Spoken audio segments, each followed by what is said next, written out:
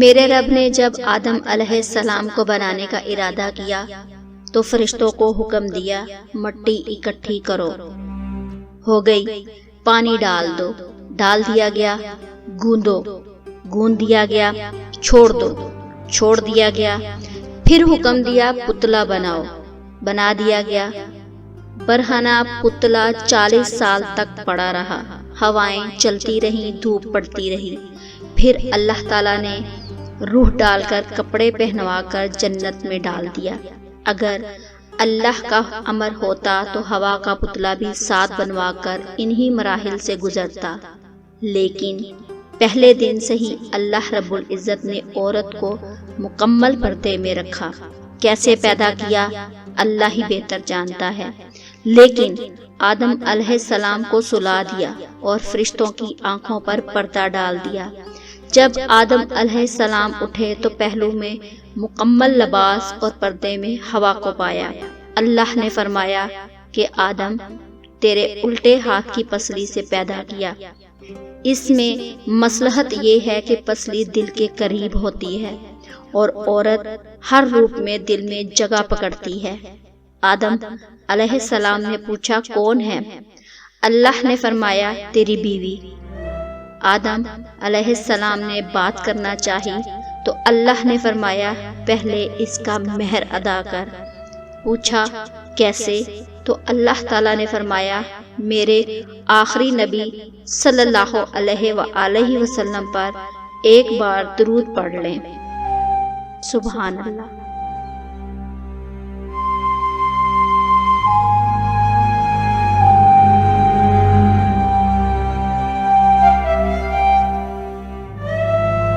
حضرت بلال حبشی رضی اللہ عنہ، نبی کریم صلی اللہ علیہ وآلہ وسلم کے دنیا سے پردہ فرمانے کے بعد حضرت بلال شام چلے گئے اور وہیں بس گئے۔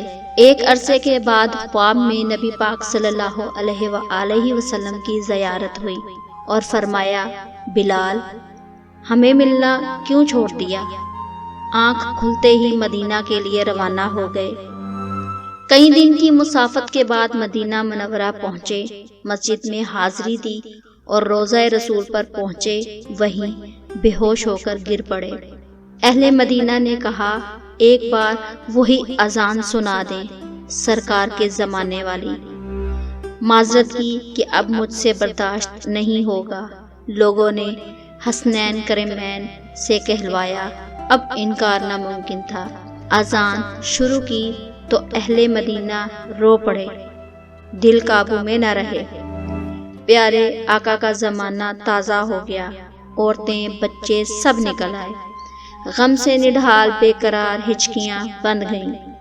جب کہا اشہد ان محمد رسول اللہ، لوگ چیخیں مار کر رونے لگے۔ حضرت بلال رضی اللہ عنہ کی نظر منبر رسول پر پڑی۔ منبر خالی تھا، سرکار نہیں تھے۔ خالی منبر دیکھ کر گر پڑے، بے ہوش ہو گئے، اذان مکمل نہ کر سکے۔ ہوش میں آئے تو اٹھے اور روتے ہوئے شام کی طرف روانہ ہو گئے۔ یا اللہ ان جیسی محبت بھی ہمارے دلوں میں بھر دے، آمین۔